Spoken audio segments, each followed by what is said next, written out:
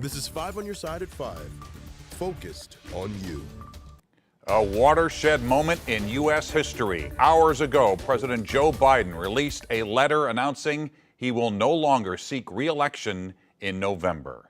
Good evening, I'm Mike Bush. This breaking news comes after dozens of Democrats called on the 81-year-old president to drop out.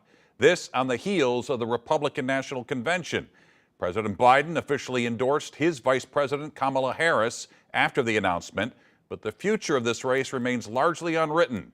We have team coverage. Political editor Mark Maxwell is here to help us understand what's next, and Laura Barczewski is talking to Democrats heading to the convention next month. But first, Karen Kafa is in Washington with the latest. President Joe Biden Sunday afternoon saying he's dropping out of the race for president, but will remain in office until the end of his term. The president posting a letter on X saying, quote, "I believe it is in the best interest of my party and the country for me to stand down and to focus solely on fulfilling my duties as president for the remainder of my term." I think today we should focus on Joe Biden's incredible legacy of service to our nation, his selflessness, his accomplishments in his decades in the Senate. In a separate post, he went on to say that he is endorsing Vice President Kamala Harris as the Democratic nominee. I fully support Kamala Harris.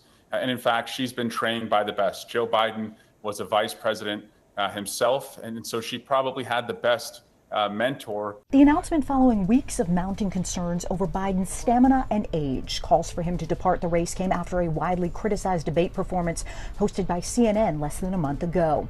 The president said he will address the nation later this week. He's currently isolating at his home in Delaware after testing positive for COVID Wednesday, just before he was supposed to speak at an event in Las Vegas.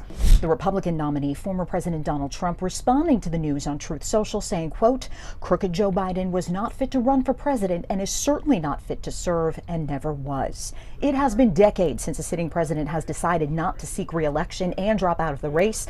The last was Lyndon Johnson in 1968.